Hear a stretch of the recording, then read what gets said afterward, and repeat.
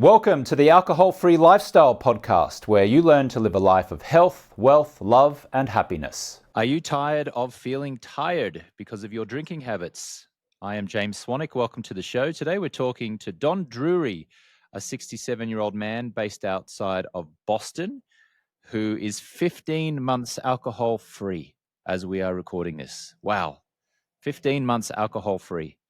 And Don is about to share his story about drinking wine, taking bottles of wine to parties, and being foggy, low energy, not having focus, and being 20 pounds heavier, to how he is today, 15 months later, 20 pounds lighter, with energy, clarity, focus, what it's meant for his marriage, what it's meant for his business life, and what does he do when he goes to a party now? And he's the only alcohol-free person. What do his friends say? Have they accepted it or do they reject it? We're going to find out. Don Drury, welcome to the show. Congratulations on 15 months alcohol-free, sir. Yeah, thank you, James. And thank you for having me here today. Thank you. Tell us a little bit about yourself, where you live, what you do, what life is like at the moment. Yeah, well, I'll say, first of all, life is good. The alcohol-free life is wonderful.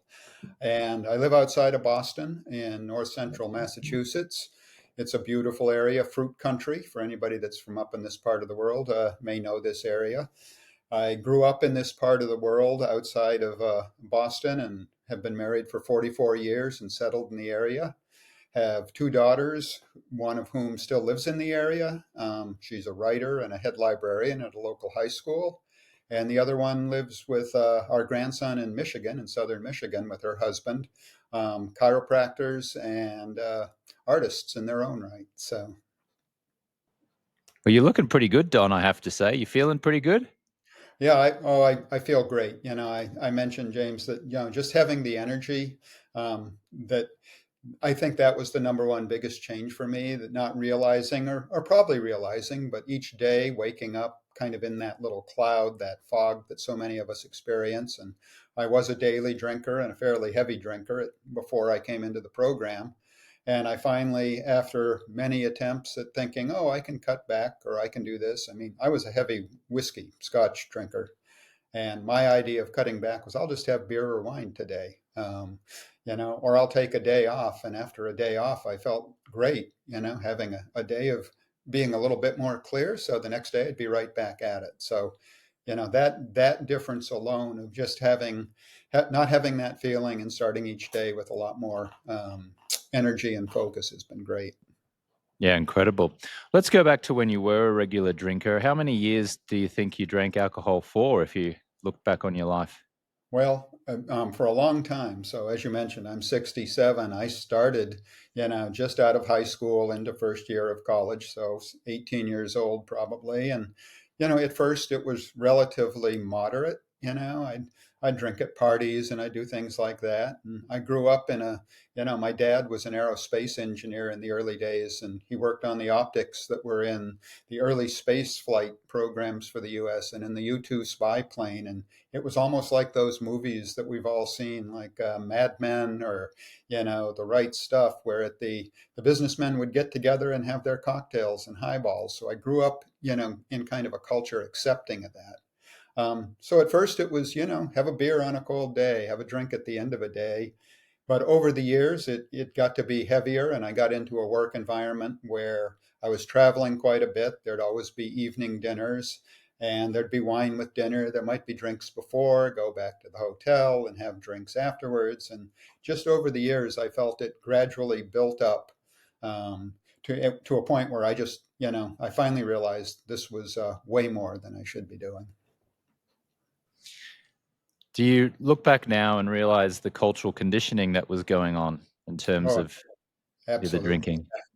Yeah, I loved, one of the things you point out in the program and the P90 program was, attractively packaged poison. And absolutely that resonated. And even some of the examples and some of the recordings and the videos we watched in the program of, how people talk.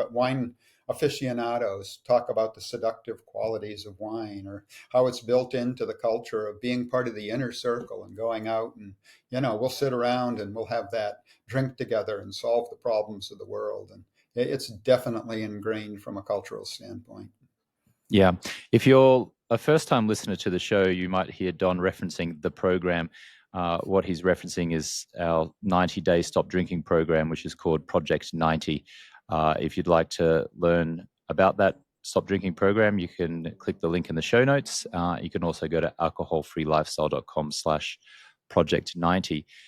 Even going back further, how was your drinking habit mirrored, or rather, let me rephrase that. Growing up, before you even started consuming alcohol, who did you see drinking alcohol that may have, in hindsight, led you down a path of just normalizing drinking attractively packaged poison? Yeah, I would. Well, definitely my parents. I mean, my father, as I said, he was in that industry, so he would come home at the end of the day, and the natural thing was to say, let's have a drink before dinner, put out a little snack, maybe have wine with dinner, or on weekends he was always working on different projects and carpentry things and projects around the house, and he'd have a cold beer when he was doing that. So there was definitely that. And my uncles and people like that were in the family working with him or in that immediate circle. My parents' friends who they would have over to the house, that was part of the socializing. And those days, people smoked pretty regularly. My dad actually passed from emphysema in 1989, but he was a heavy smoker when I was young. So, sitting around with an ashtray full of cigarette butts and drinks in hand. Um, And so seeing that growing up was just the norm, and you then mirrored that behavior as you got into your teens, did you? Well, not yet. I was through high school. I wasn't, I didn't get into like a wild drinking thing in high school. But when I left home and went to college, definitely that first year being in the dorm, I was away from home. It was a common thing, in the school I was in. So I just fell right in with that crowd. And alcohol was part of it. It was the 1970s, so other things were part of that as well. But it was a very easy transition from, it didn't feel like something that was negative or frowned upon or anything like that from the Mm. culture that I grew up in. So you're in your late 60s now. So what was it like in your, say, late 30s, 40s, and 50s in terms of your drinking habits, and what was your environment telling you about drinking and during those decades?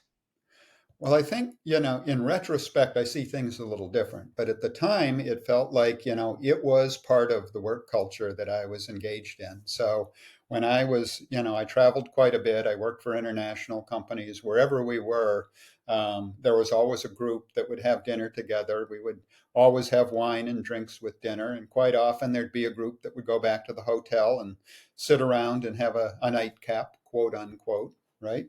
So that part of socializing and of feeling, and eventually in my career, I was in leadership roles, but it was a way that I felt like I was somewhat relatable to the team that worked for me. We weren't only boss and, employee, but we were people that could sit and have a beer together or drink together and relate to each other. So it was definitely ingrained that way. In retrospect, I look at certain situations where, when I think about how I showed up, whether it had been heavily drinking the night before and kind of not focused the next day or things like that, not that I wish I could take those years back, but I definitely would behave differently with the perspective I have now. So When it was going on, though, you didn't perceive it to be a big deal. It was, even though you were no, foggy, distracted, and maybe not operating at your best, if I'm hearing you correctly, it wasn't a big deal because others were doing it and it was just part of doing business. It was just part of life. Was that your perspective at the time? it was, and it was like, we all had a rule, never miss the call the next morning. So, we'd roll out of bed, bright tailed and bushy eyed, as we would say. And, but we would be there for the event, or we would be there for a customer meeting, physically at least. And, we had results, we were successful. So I didn't look at it as something that was inhibiting or, preventing success or anything like that. So yeah, it was just kind of a natural part of functioning. And there were periods over those decades that you talked about where I'd have been traveling and I'd have been drinking heavily or whatever. And I'd say, whoa, I need a break. And I might take a week or 10 days and just really take it easy and recover. And it was physical exhaustion as much as anything. But then as soon as, I was feeling good again, I would just slip right back into the same mode. So You were raising two daughters at that time. Your daughters are now in their 30s and 40s, as I understand it, and you have a grandchild. Congratulations. yeah, thank And yeah, now looking back again on those decades, say 30s, 40s, 50s, did that compromise, or did your drinking habits compromise your ability to parent, or did it compromise your marriage at any stage? And were you even aware that it was compromising those things in family life at the time? Yeah, I don't think that it really, affected the girls that much. I mean, they both grew up, in a household where they saw me having drinks at night with dinner and things like that, and both of them do like to have a glass of wine or a beer or a drink occasionally, but neither of them seems to do it to any kind of excess, and they're both very aware of that. So I didn't feel like I passed on some kind of a legacy or anything like that. And with all the travel and the things that I did, I felt like I was always able to be present for them and for the various events. But there are stories we tell. One of which is, always gets a chuckle. And I came home from a long trip at one point in time, and my daughter was, probably 5, 6 years old, my younger daughter. And I came through, and she said, "Dad, you look like you could use a scotch." I said, "Whoa, well, what's that? Do you know what a scotch is?" She said, "Yeah, that's what men's drink after a hard day at work." Wow. So, and she was right. So I went in the kitchen and I got a glass of whiskey and I got her a rocks glass with apple juice. And we sat on the couch and my wife came in and saw the two of us and she said, "What are you doing?" I said, "I'm having a drink with my daughter." And, so that was how deeply ingrained some of that was. But Yeah. we have great relationships now. In terms of the marriage, my wife was always a person who was teaching fitness classes, very aware of her diet and keeping me getting into the gym and focused on things. And she would point out if I was getting heavy, on the heavier end of the scale, she'd say, "You really can't do this forever." And of course, the older I got and the more impact, the years, it's not as easy to recover when you hit 50 or 60 as it was when you were 30 or 40. So, and she was right. And I finally had the sense to pay attention and admit that.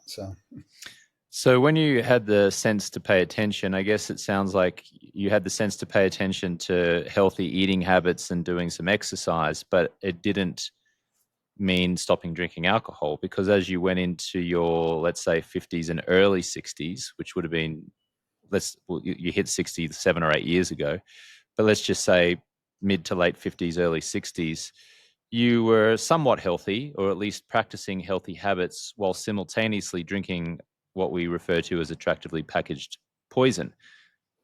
So I guess now in hindsight, did it feel like you were running a race with a ball and chain around the ankle? Like you were doing Oh, pretty yeah. well, but not doing well enough?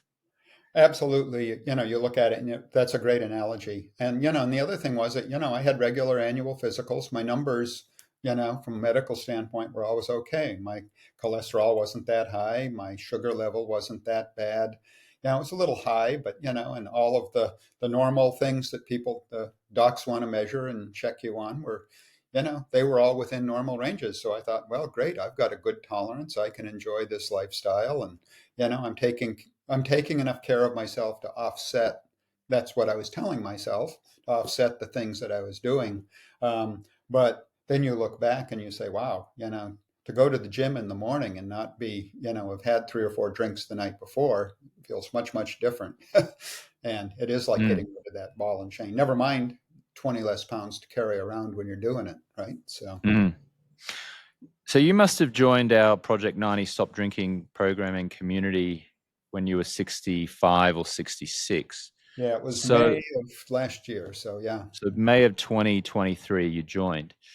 Uh, Not so much the days or the weeks before you made the choice to come and get some professional support stopping drinking, but in the years in your 60s, from like 60 until that time, were you pondering stopping drinking? Were you pondering cutting back? Were you cognizant that drinking was holding you back, but you were like, I'm not going to stop. There's no way. This is just what I do. Like, what was your viewpoint in your 60s leading up to that choice to get support? Yeah, I would say in my early 60s, I was definitely aware and was thinking about cutting back, right? And I would try various strategies, that I would see various onlines, different blog posts and programs and ideas. So I would try, alternating days or saying 2 days in a row alcohol free as a minimum, and different little strategies, or limiting the number of drinks, so have a drink before dinner and a glass of wine with dinner and be done, which wasn't my norm at all. So I would try those things, and they would sometimes last for a few weeks, but I would usually, for whatever reasons, get triggered or slip back into my old patterns. So I felt like I was in this loop, as you mentioned at the beginning of the podcast, are you tired of being tired? I got to that point where I was sick and tired of being sick and tired, right? And trying the same things. And during that time, I had started my own business 6 years ago, as you mentioned. And 2018, we launched, where I was doing pretty well. And in the early part of 2020, January, I made a comment to my wife, Michelle, and said, well, barring a meteor strike or a global pandemic, we're doing pretty well. And March 2020 came, and along with it came the pandemic. So that shifted, I was not traveling at all. I was at home. There was a lot going on in the world that was just, spiraling. And in many ways, I just found myself at home and drinking more heavily and thinking about it, but also just letting it be the habit. And that's when I finally, right before the program, I said, you know what, I've just got to do something to break out of this, because all my strategies weren't working. So all your business strategies weren't working, or all your health strategies weren't working, or all your mindset strategies weren't working. The business strategies were working okay. I came through the pandemic year, the first year, took a little bit of a hit, but then things recovered. I actually helped people learn how to do online meetings and remote selling and things like that in my customer base. So, I managed to stay the course business wise, but I think it was mindset. And we invested some things in a home gym. We have a house with large enough space to do that, and I was fairly consistent, but again, I was doing that still with the alcohol in my system. So it was never the same as totally cleaning yourself up and getting Mm. back to it. So So the strategies that in hindsight were ineffective for you, either reducing or stopping, were what? Well, like a couple of things I mentioned, like trying to take, set some sort of a pattern in a week, So we talk about time blocking our calendars. I would try to say, oh, well, I'm going to have a minimum of 3 days alcohol free in a week, or 4 days. But then I would get the day back on, and it would be like a celebration of, oh, well, you had a day off. And maybe we'll take tomorrow off, but then tomorrow would come, well, maybe we'll just have a drink today. And, then it would be 3 or 4 days. And I'd look at the calendar and say, well, I did 2 days this week. Okay, I'll do better next week. But I just never established that discipline, to break that pattern. Or it would be, as I mentioned, I was a whiskey drinker, a heavy whiskey drinker. So my idea, and sometimes of cutting back, would be, well, I'll just have a glass of wine today. But that bottle of wine would be open. Well, let's have a second glass. Oh, well, somebody else had a glass. There's just a little left. Let's finish the bottle, right? So it was never very successful at saying there are ways of moderating or reducing. And part of what I learned in the program was just the science of addiction, and how our bodies get to a level of tolerance and, needing more and more to have that same feeling. And in retrospect, that's probably what part of my challenge was. Those things just weren't hitting the right button. So Did your wife, Michelle, say anything to you about your drinking habits at any point? She would, but she was, you know, she, she was sort of quietly prodding me, I guess. Yeah, just saying, "Look, you've got to stop this." Or if I would, I would make a comment, or if I'd fall asleep in a chair watching TV at night, she'd say, you got to do something. You got to make a change. And I probably was for a while, for a period there, was kind of, hearing it but not hearing it. Like, oh yeah, don't worry, I'm okay. The numbers are still okay when I go to the doctor. I'll work out tomorrow. Everything's good. Um, but subconsciously, I'm sure I knew, that she was right. Was she drinking simultaneously, or was she not drinking? No, she was pretty much not drinking. She is a person who will, occasionally, and by that I mean once every month or two, have a glass of wine with dinner. But she never had the same Got it. habit. Got it. So you were representing both of you in the couples drinking championships, Don. You know, I had to do my best to keep the distilleries in business. So. Yeah. So, what was the point where you decided that your strategies had been ineffective and now you are willing to actually invest time and money in professional services to actually help you? And was your intention to just stop for a little while or and then go back to moderation? Was your intention to just quit entirely? Like what was the moment or the moments that kind of got you to the point where it's like, okay, I got to get some support with this? Yeah, well, I think it was in the weeks leading up to when I connected with your program.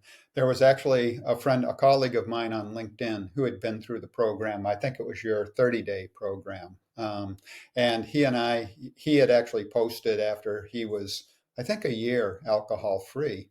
And I reached out to him and I just said, "Hey, this is fantastic. I realize I need to do something." And he said, "Oh, well, go check out Alcohol Free Lifestyle. It's really good. Do the work, and make the commitment for the program." Which at the time I was looking at the 90-day program, and I said, "Okay." So I did. I reached out and followed up, and then as soon as I started getting into the calls, my intent to answer your question was, let me get this break. Let me break the pattern and see if we can break the habit in 90 days.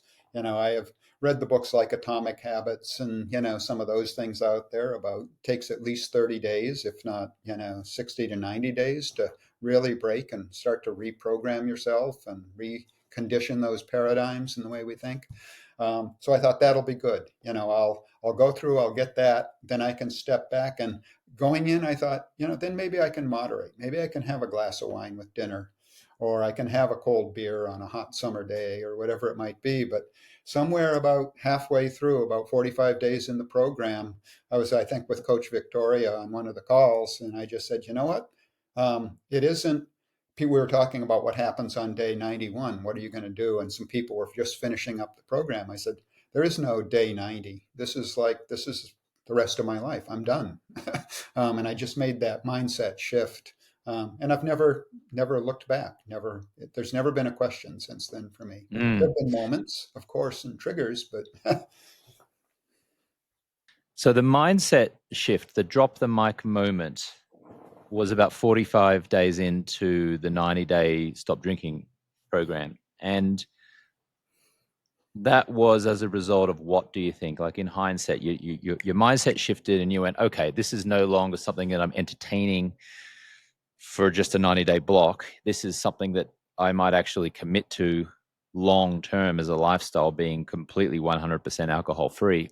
What was the piece of information that you got, or what was the thing that someone said, or what was the insight that led to that moment?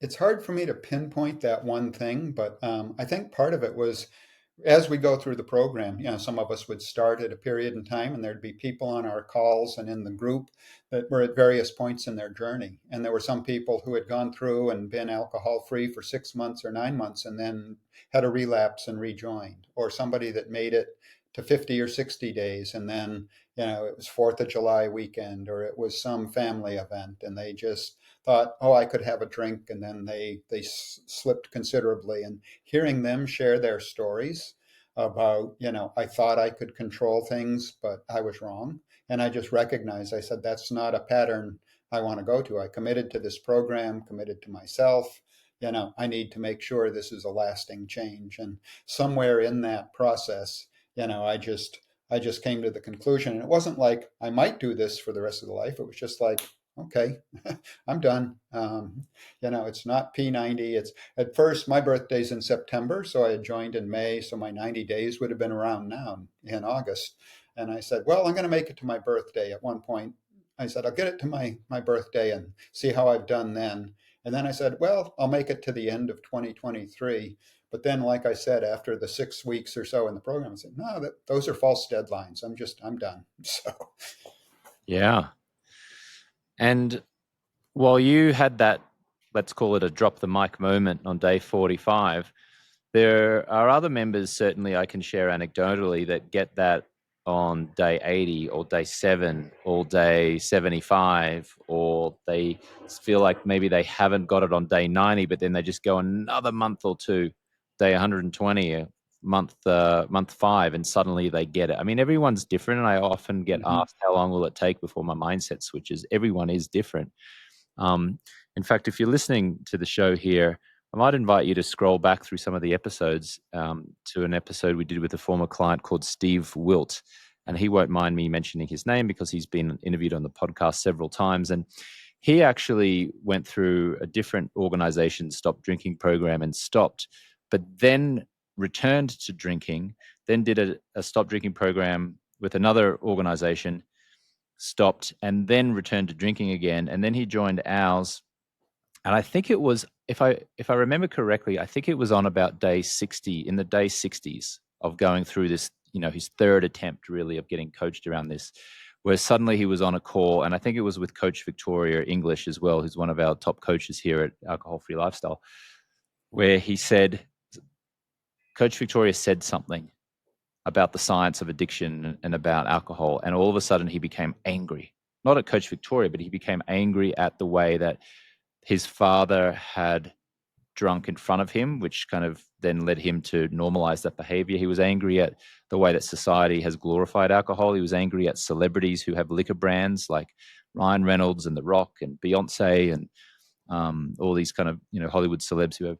And he Mhm. was angry, and that anger in that moment was enough for him for the switch to go off. And he is now, I think he's coming up at least 2 years alcohol free, and he swears he'll never drink again. And that for him was the light bulb moment. He actually came and spoke at our annual alcohol free lifestyle retreat in January of 2024. We held it in Sedona, Arizona. So yeah, if you're listening to the show and you want to listen to Steve Wilt's moment, just scroll back, look for Steve Wilt. There's a 3-part series there, if I recall correctly. If you just look for Steve Wilt, part 1, part 2, part 3, I just invite you to listen to that. And, he shares a similar kind of drop the mic moment. But Don, you would have seen other people, I would imagine, not having that moment until later on in the program, or maybe some earlier.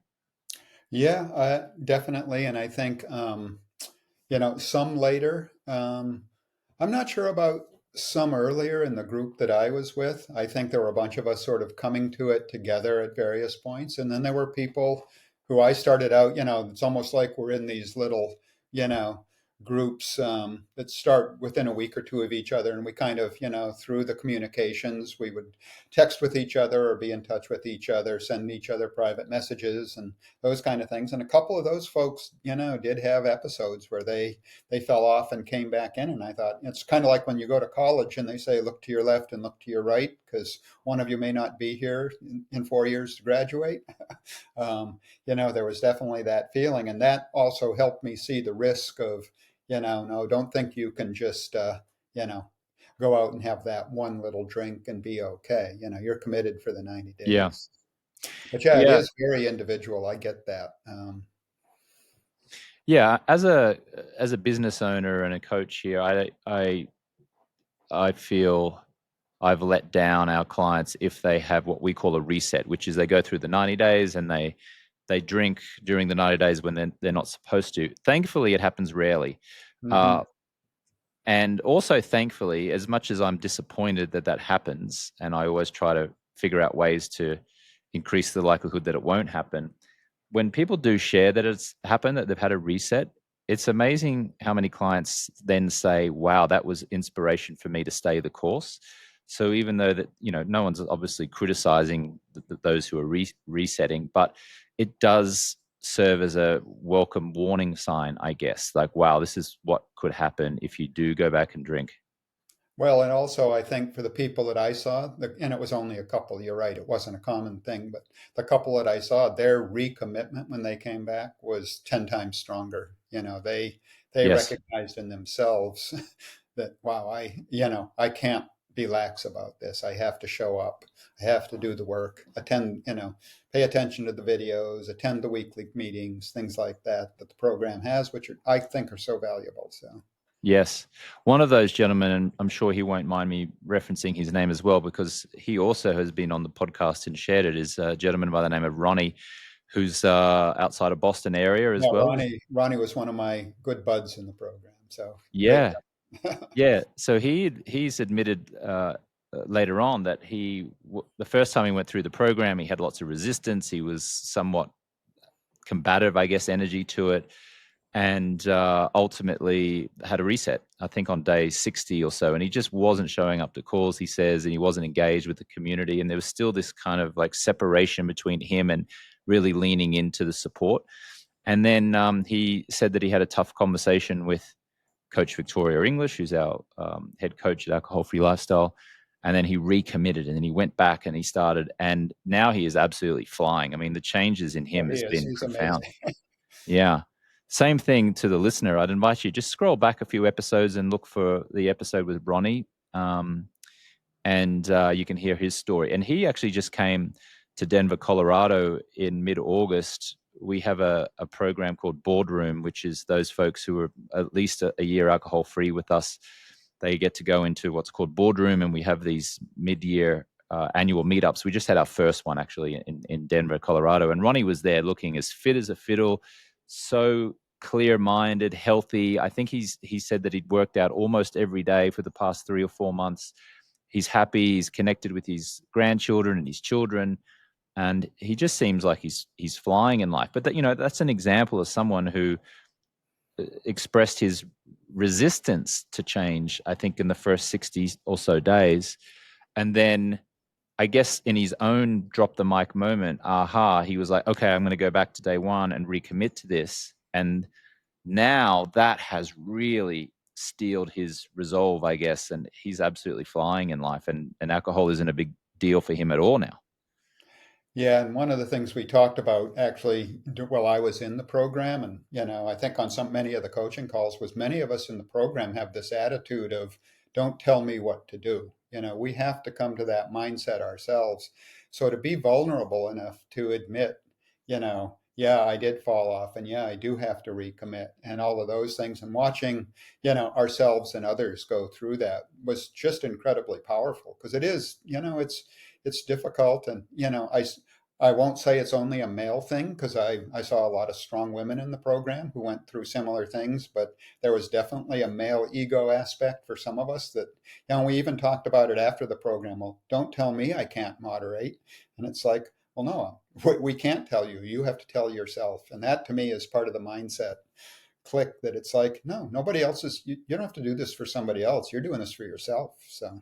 Yeah, we have a lot of entrepreneurs and executive clients in our program, and very strong-willed. And like what makes them successful in business, which is getting things done, makes them challenging to coach in a way Yeah. through the 90 days of stop drinking, because now they have to kind of surrender power somewhat to a coach, and now the coach is telling them what to do, or the And community's challenge telling them. everything they hear, right? Yeah, they're not used to that. Yeah, but those who are open to that and open-minded and receive that, wow, they just get breakthroughs. And those who don't, they also get breakthroughs. It just takes them a little bit more time, and there's maybe sometimes a bit of combative energy going on.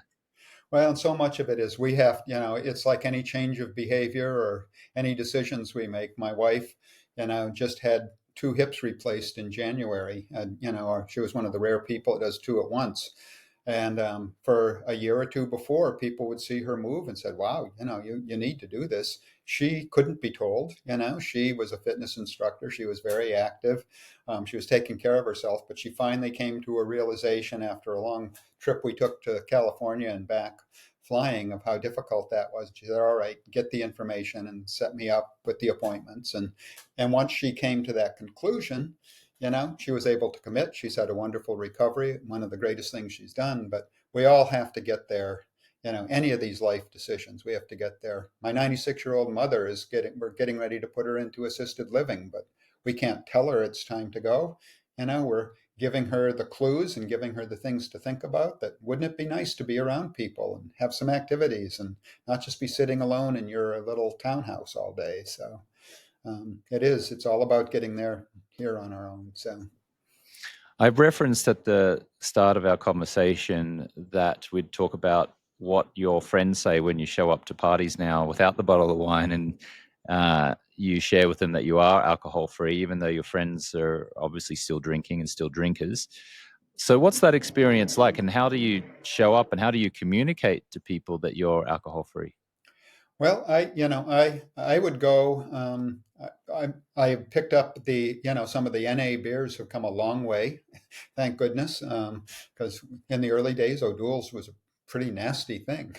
But there's a lot of good options there. So if I'm going to, like, we were at a cookout with friends recently, that were several couples, and our kids had gone to school together. So we all got together, and there was a cooler full of beer, and I think somebody had something to mix some kind of a summertime drink, and I just threw non-alcoholic beers in, and I don't make a big deal of it. If people ask me, I explain.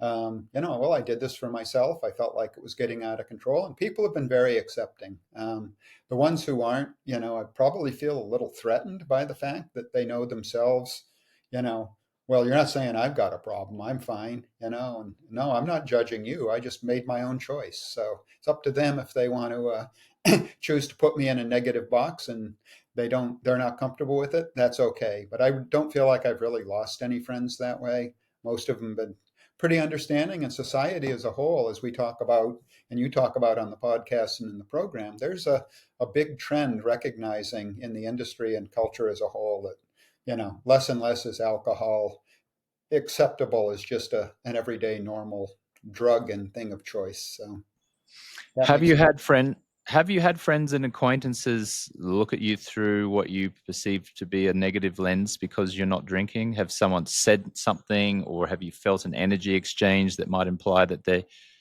they're not happy with the fact that you're not drinking? I don't think I've had it to the not happy. I think I've had more surprise because I was always known as that guy, right? That would be the life of the party. So, what's happened, one of my nicknames in one group of people was Johnny Walker, Johnny Black. What happened to Johnny Black?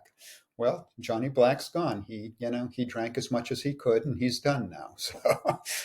So it's more people being kind of surprised by the decision because they just kind of assumed that was part of my character. But I can't, I'd have to rack my brain to say I've had somebody really go negative and say, oh, well, that's a stupid choice or anything like that. Um, A lot of folks who are pondering stopping drinking have shared with me that they struggle with the identity change or the perceived identity change, that if they are now a non-drinker, who are they? Like, they just don't know who that is because they've always been a drinker. And I certainly, if I go back to when I first moved to the United States in 2003, as an Australian, I remember playing rugby for Los Angeles Rugby Club, and I was known as the Aussie larrikin who drank lots of beer after the rugby game at the Sharkies pub down in Manhattan Beach, where we'd go after rugby matches. And so they loved it. They were always smiling, and they'd slap me on the back and go, "Oh, the Aussie larrikin Swanee, Swanee, yeah. oh, he's a big drinker." And so that was my identity. And I really played into that in those first few years in the US, which was, I'm just going to live into this character of being the Aussie larrikin who drinks heavily with a big smile on his face. And the Americans loved it. They Hmm. absolutely loved it. Like, they smiled, they Which is a laughed, great they feeling, encouraged right? it. Yeah, it's a great feeling. And so the I remember towards the late 2000s, I interviewed the Hollywood movie star Bradley Cooper, at the SLS Hotel in Beverly Hills. He was promoting the film, ironically, called The Hangover. It was the film that actually turned him into a big breakout star. And I remember interviewing him, and he told me that he didn't drink. He hadn't drunk alcohol for some years at that point. And I remember thinking, loser, like, what an idiot, doesn't drink alcohol. God, this guy's not going to be fun to be around. That was my mentality. Yep. And so, isn't it interesting? Like, my identity was wrapped around, I'm the Aussie larrikin who drinks. And then I was even judging the likes of who is now a Hollywood A-lister, an Oscar-nominated actor and director, Bradley Cooper, thinking he was a loser because he wasn't. So I'm just curious, did you have any apprehension about losing the identity of Johnny Black? I think it was, everyone knows the drinker, and now being Don Drury, the alcohol-free man? Um, I'm sure I did, go through some of that because it was so ingrained in my behavior. And we talked about during those 90 days, especially when you're still clearing your system and going through this, traveling to events or, having some place that I would visualize in my mind. Oh, well, when it used to be I'd go to the airport, well, go to the bar before you get on the plane. Grab that drink that they offer in the cabin on the plane. When you get there, oh, I got to the hotel and we're starting work tomorrow morning. Let's go grab a bite and a couple drinks. So I would have to visualize my strategy. And a lot of us talked about that were in the program in similar veins of how we weren't going to behave that way. And then there was you're right, there's kind of an identity associated with it. But to me, I had clarity about what I'm doing with my work. We have our grandson who is great to have, you know, as somebody to spend time with and distract you from your own little head games and all of those things. So I did find it, that I was able to make the transition into that. That doesn't have to be part of what I do and who I am. And if at the end of the day I feel like having one of those mocktails or an NA beer or something like that, I'll do that. But I even found after 9 months, I sort of did that as a replacement strategy. But anymore, it's like that isn't even part of a daily routine anymore. It's, oh, well, that would be Mm. good in this situation. Or if I'm out at dinner, maybe I do that. But, it's so I know some people have felt that sense of loss. I talked to some of the folks on some of the calls and they were like, yeah, I don't know. I'm kind of flat. What happens next? Right. So, Mm. But what's happened next for you is obviously working, because you've committed to being alcohol free now. You're 15 months alcohol free as we're recording this. What's your plan from here? well, I'm not ready to retire. All my friends my age are, various stages of stepping back out, but I love the From work work, I you do. mean? You don't mean you're not ready to retire from alcohol. You mean you're not ready to retire from work. Retire from work, Yeah, just correct. want to Yeah. No, clarify I'm done. I that. told you I'm done drinking. Are you done drinking? Are That's you? not even a question. Yeah. Yeah. So, So that, yeah. yeah. So just share, like, why do you feel so determined in that, or why do you have such conviction that you won't drink again? Well, I think understanding, the science of addiction, which we learn about in the program, understanding the way your body's wired, and having seen friends relapse or people in the program, also having seen friends who had different addictions, or people who had children that had serious addictions and some that died and lost kids to that process. I have no desire to go back and say that one little thing that could be a trigger back into that behavior pattern and that unhealthy pattern. So to me, there's no upside to it. There's no benefit from it. Yeah, amazing. Yep. Well, Don, thank you so much for sharing your story with us. I bet your wife Michelle must be pretty happy as well. Oh yeah. And Everybody's happy. So. yeah, and there's a phrase, death by a thousand cuts, which is the way I use it as it relates to helping people stop drinking is, um, we're drinking for years and in many cases decades, like you were, and it's just this slow cut, cut, cut, drip, drip, drip of energy, of focus, of blood, of life, of connection. And then suddenly you stop drinking alcohol. And I would submit it's then life by a thousand repairs, maybe. Yeah, that's Uh, right. and it's like you're putting on the band-aids now, and you're healing and you're nourishing and you're supporting the body and the brain and the mind and your relationships with your wife or your husband or your kids or your colleagues or your acquaintances. And so the death by a thousand cuts switches into a thousand healthy habits. Or maybe it's just a few healthy habits done 1,000 times. Does that resonate with you? It definitely does. And it's also, just having the clarity and the awareness of the triggers, right? And that was one of the big learnings for me was, I think it was either Coach Sarah or one of the speakers that we had come in that talked about, the 90-second to 3-minute physical effect of some of those triggers and the hormones that they release, and being able to get through that short window of time with whatever strategies you have, and then having that feeling pass. So I mentioned going through these big changes with my mother, who's 96.